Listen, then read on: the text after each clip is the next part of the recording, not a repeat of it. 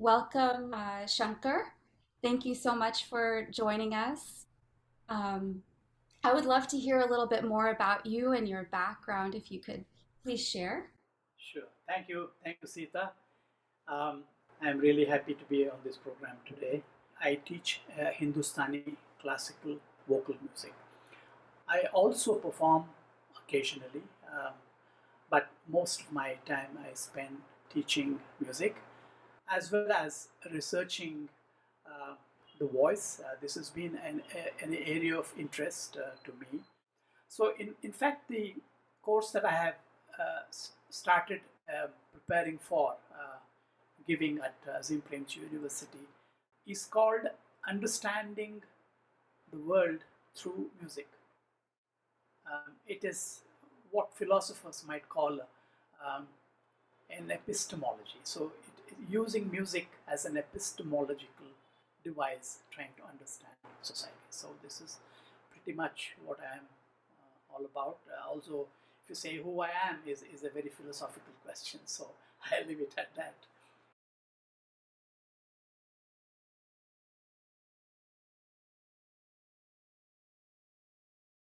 The Indus Valley civilization, about 2500 to 1500 BC, roughly. I mean, this was the peak of that civilization.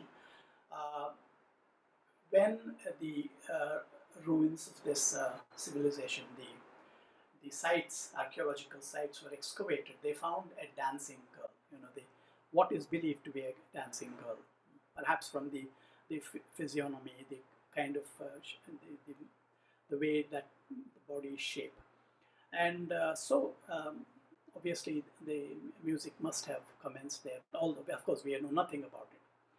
The earliest text on Indian music is Natyasastra. And there is also Dattilam, written by Dattila.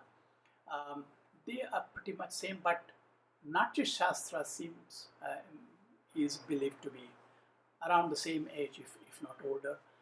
But these are two very, very important texts for our for music. This Natyasastra has 5 chapters, chapters from 29th to 33rd, speaking about music. Natyasastra mentions the scale. There are 2 scales. These are called gramas in Sanskrit. Grama means a collective. It also means a village. Okay. A grama, which means a collection of pitches. But there are 2 gramas. So one starts on sa, which is the tonic, today's tonic. There was no idea of tonic in those days. And the second starts on ma, which is the perfect fourth. So you have sa and ma. I'll demonstrate this for you. Could I request Jagannath Rao to play this?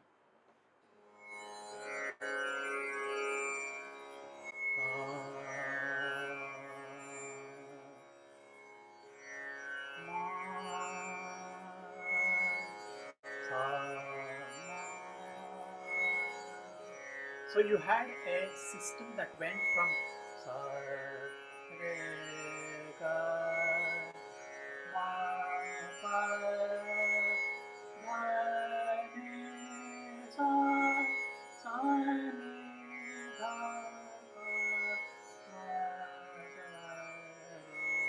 sa. Each of the notes was associated with a microtone, which they call shrutis. So you had sa, ma, and pa with 4 shrutis each. Re and dha you had 2 shrutis each, and ga and ni you had 3 shrutis each. So these were microtones which were adjusted according to the performance.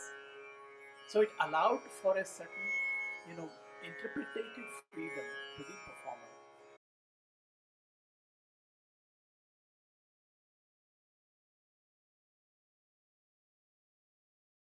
On the one hand, you have the scale, okay, and on the other hand, you have a freely moving,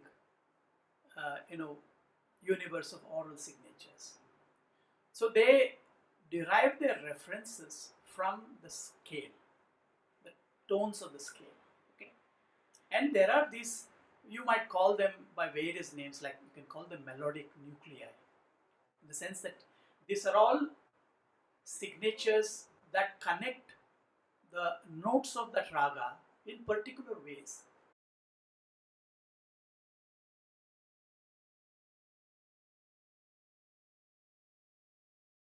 Vadi means the main speaker of that raga, and Samvadi is with the one who the note with which the Vadi holds a kind of consonant debate, or I mean a dialogue. Okay, so you can look at the raga structure as a ellipse with Vadi in one position, Samvadi, I mean Vadi and Samvadi occupying the focal points of the ellipse, and Vadi and Samvadi acting as attractors for the other notes to flow.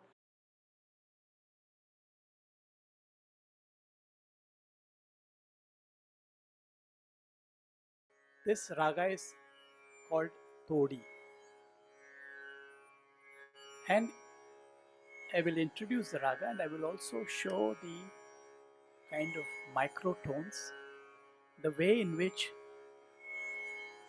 a particular tone can be interpreted. Sa re ga ma da ni sa sa ni da pa ma ga re sa.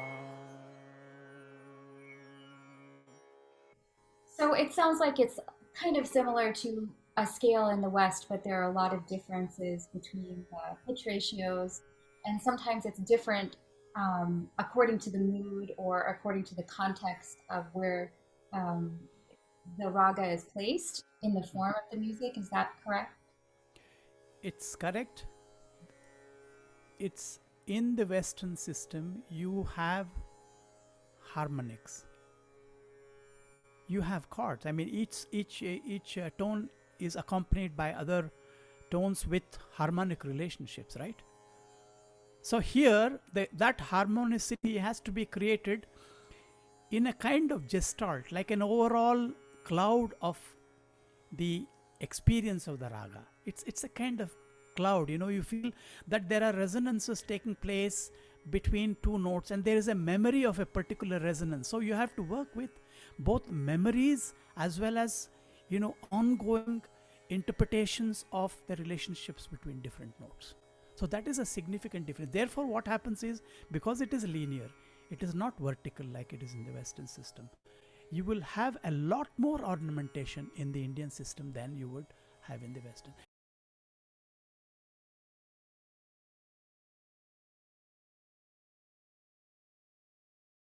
And this is called Alaya Bilawal. Sa re ga pa da ni sa ni da pa ma ga re sa. Sa re ga pa da ni sa ni da pa ma ga re sa. In the ascendant, you do not use the tonality of ma, which is introduced. So it's a full scale when it comes heptatonic. Sa ne da pa ma ga re sa, sa re ga pa da ni sa, sa ne da pa ma ga re sa. There is an ornamentation which comes when you're coming down. There are two kinds of ornamentation. Let me define that for you. Sa re. What you're doing is you're grazing ga, sa re ga pa da ni da ni sa ni da pa ma ga re sa. So you have had introduction of another tonality which is half tone away from da ni was in the ascendant, da ni sa ni da ne da pa. So that gives you a completely different experience, mood of the raga.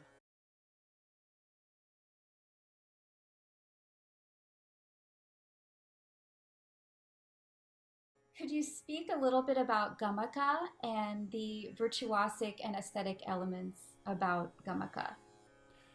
Gamaka is movement. Gama is to move, right? In Sanskrit. So Gamaka is where there's a movement from one pitch to another. So Gamaka is all about transitions. How do you transition? So for example, how can you go from one pitch to the other? I'll just demonstrate it for you, as you said, in a very short demonstration.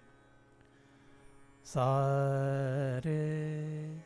So you're going sa re. It's like two divergent tones. Sa re. Then sa re. You're taking the first tone into the second. Sa re. So or you're kind of sliding. You're sliding. And even the slide, how do you do the slide? For example, sa re, sa re. So these are three different ways of doing it. Then suppose you want to touch another note. Say sa ni re. Suppose you want to do sa re, sa re, sa re.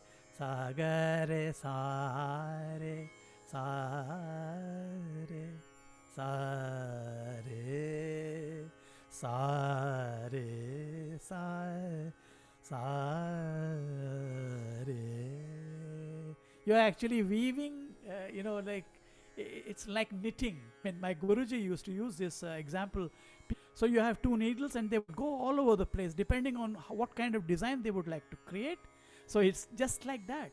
So it sounds like melody is quite complex, intricate, and the aesthetics are very rich. Thank you for that introduction, that small introduction into the melodic forms of Indian music, and I know it's a much deeper well.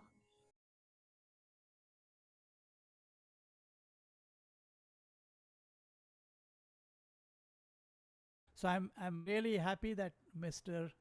Keshav Joshi is here. He's his student of Mr. R.H. More from Bagalkot, and then later on he studied with Mr. Ishwar Lal Mishra of Varanasi. Hello and welcome. Thank you so much.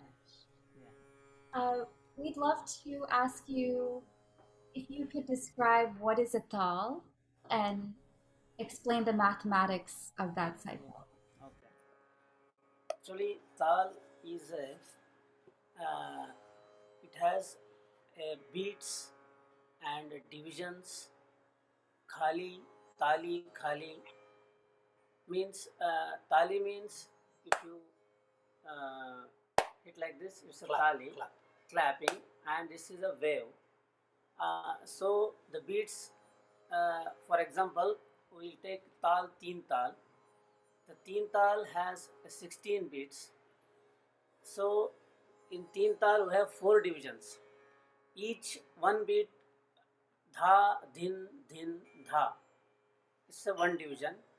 And dha, dhin, dhin, dha, one division. Dha, tin, tin, ta, another division. And the last ta, dhin, dhin, dha. So this 16 beat, 4 divisions. And first beat is always tali, means clapping. Almost all tal has first beat tali except rupak tal. It has a first wave. So in teen tal we have first tali. Dha, dhin, dhin, dha. Dha, dhin, dhin, dha. Dha, tin, tin, ta. Ta, dhin, dhin, dha.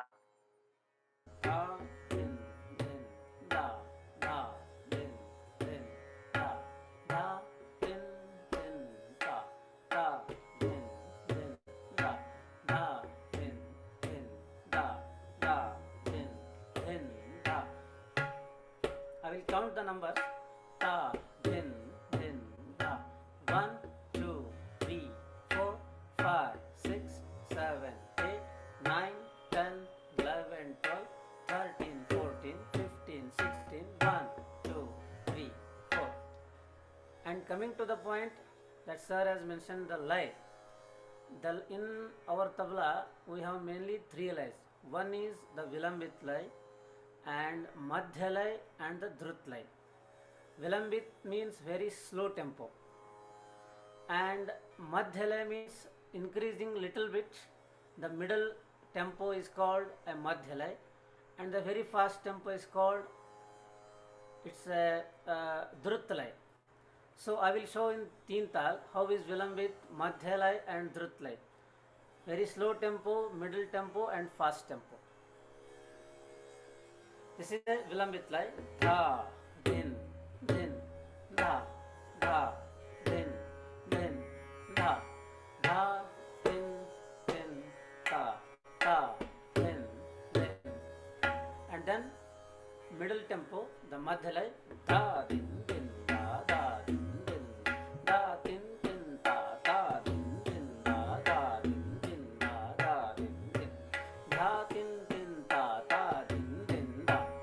Fast tempo, the Drut lay, da din din da da din din da da din din da da din din da da din din da da din din da da din din da da din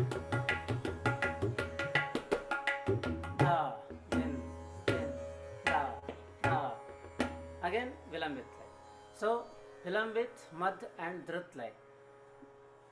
These three lays are mainly in our tabla, and in all tals it will apply for Dadra, Kehrwa, Rupak, Jap Tal, Ek Tal, Deep Chandi, and this mainly this THEEN TAAL.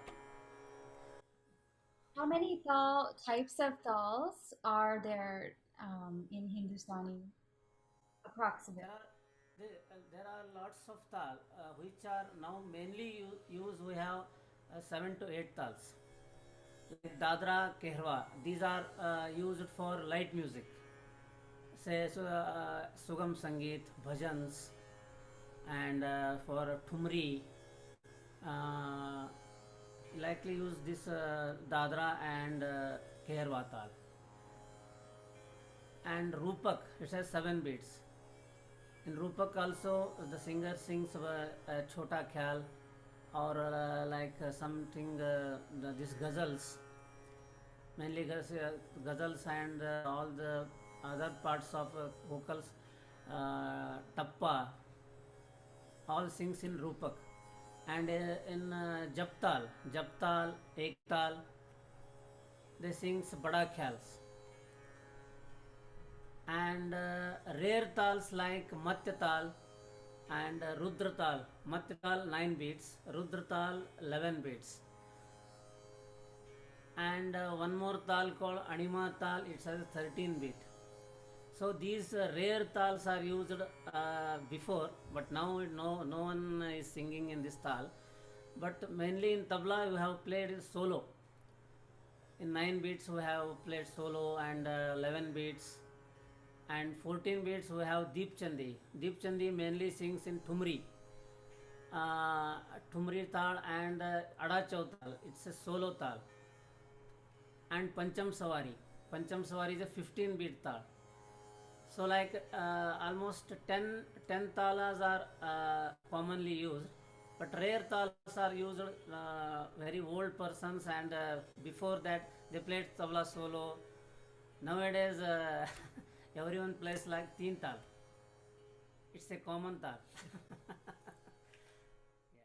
I see. Thank you so much. That's wonderful. Thank you.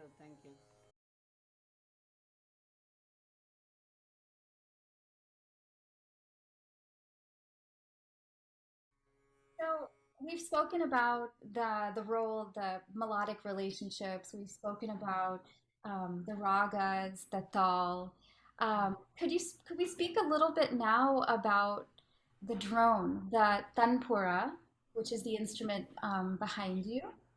Could we speak a little bit about that and the significance of the tanpura or the drone in Indian classical music? Tanpura is four-stringed instrument. Now, what does those four strings do?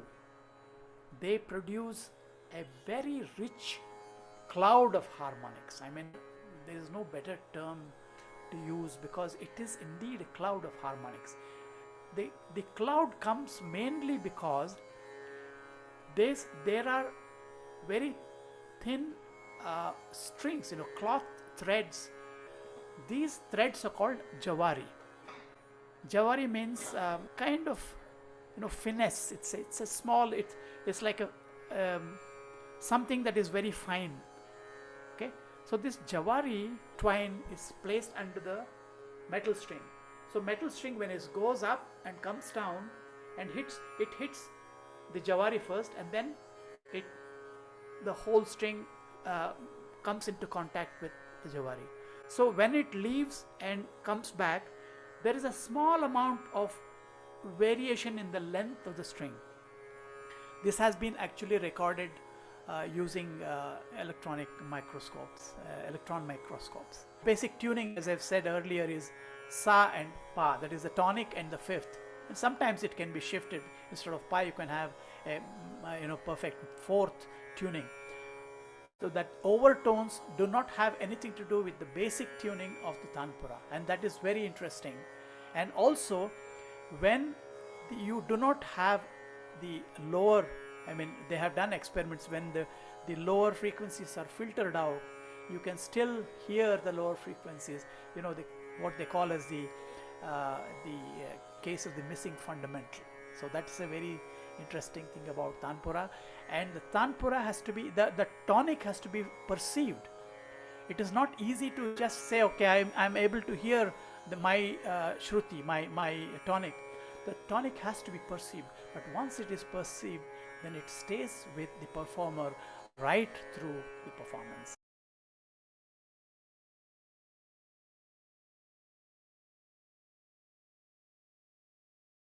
He's been playing the tanpura for a very long time, more than 20 years now. His father used to play the tanpura with some of the greatest performers in India, and so it's a privilege and a pleasure to listen to him. So I hand this over to Mr. Jagannath Rao. If we change here the thread, I am changing the thread some position. See, now it will be not coming the same. Now if you want to tune that thread where it is matching perfectly that point, then only the elaboration will become.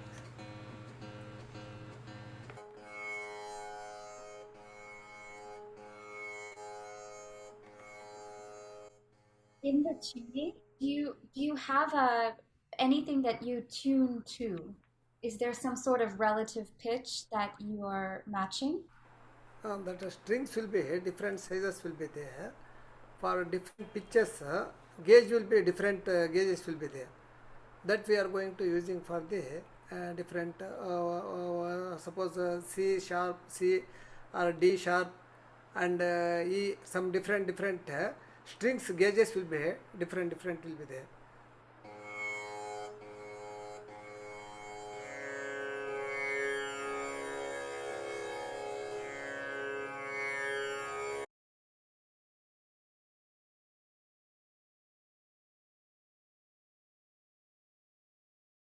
Can you speak a little bit about what are the main sections of a single composition?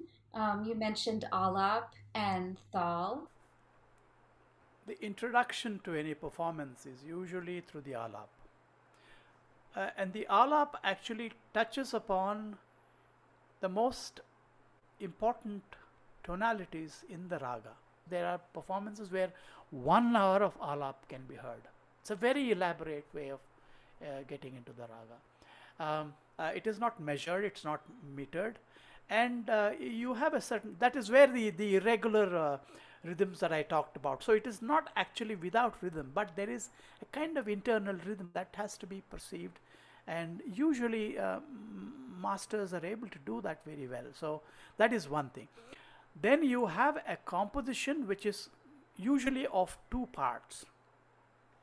One is called the sthai, which means the the basic, the entry part, the face, okay, and the antara, which is what is inside. So it's the face and the inside. Antara is actually inside. So it's like you are entering some kind of a, well, depending on your persuasion, you can see what kind of structure you are getting into. It could be a temple for someone, it could be a nice, a music house for someone. So it depends on. So you have a face, it will give you an idea what might be expected. Usually this is a kind of the getting into the, it's called the sanctum sanctorum, right? Right into the heart of the sacred inner part of a temple, okay, this sacred inside of the spirit, okay. So this is what, so you have the alap, you have this, you have the face, mukhada it's called, or it's called sthai. Sthai means the steady thing, so something that you constantly return to. When you say sthai, it's a stability. So you make excursions into other regions of the raga, and then you keep coming back to this particular melodic structure, melodic line.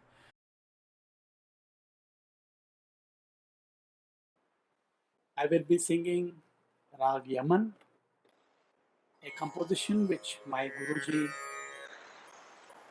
T.S. Pandit Dattatreya Sadashiv Garud taught me, and on the tabla is Keshav Joshi, on the tanpura is Jagannath Rao, and I'm M.K. Shankar. Okay, this is Rag Yaman.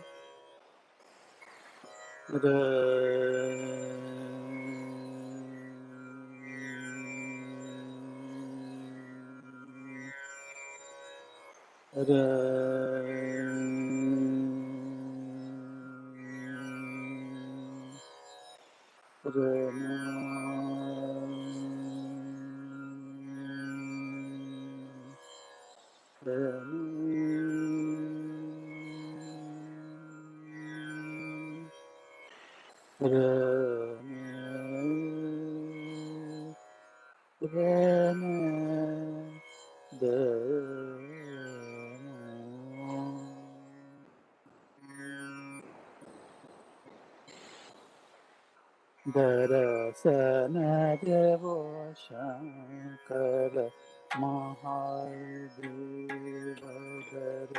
Darasana Devo Shankar Mahadeva Mahadeva Trihari Darasabina Mahadeva Tihari Darasabina Mohakalana Parata Ghadi Palachina Dinadara Sanadevo Shankara Mahadeva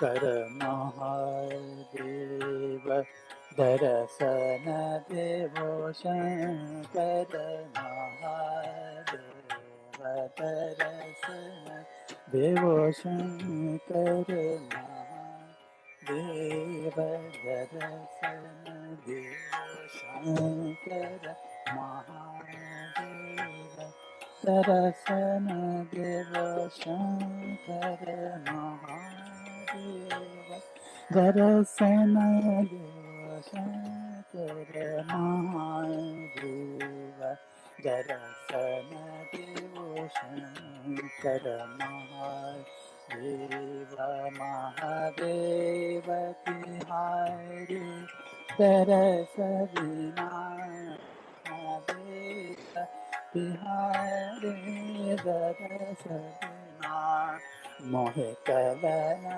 Parakari Pala Chinatina Mohe Kalana Parakari Pala Chinadina Darasana Devo Shankara Deva Darasana Devo Darasana Devo Darasana Deva Shankara Mahadeva Darsana Deva Shankar Darsana Deva Shankar Maha Darsana Deva Shankar Mahadeva Shankar Shankar Mahadeva Darsana Deva Shankar Mahadeva Mahadeva Tihari Darasabina Mahakalana Parak Ghadi Palachina Dina Darasana Deva Shankar Mahadeva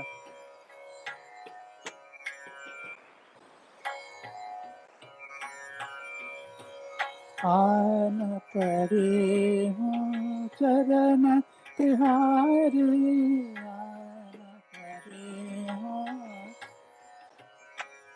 चरण तिहारी तिहार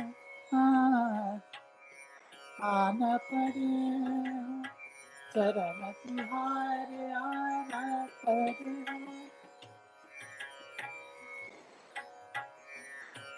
आन पड़ी हूँ चरण तिहारी तुम बिना कौन बेकार सवारी तुम बिना कौन बेकार सवारी विपत परे मत महा कठिन विपत परे मत महाकठिन दरसन देव शंकर महादेव महादेव तिहारी दरस बिना महादेव तिहारी दरस बिना मोह कलन परत घड़ी पलछिन दिन दरसन देव दरसन देव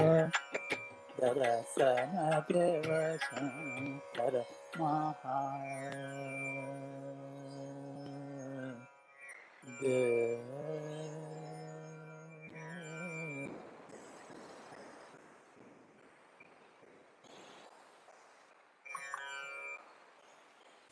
Thank you.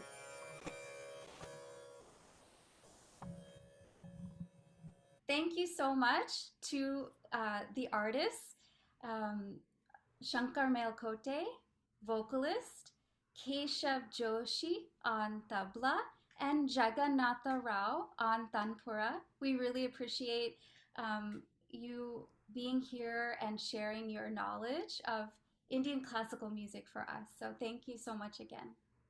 Thank you. Thank you.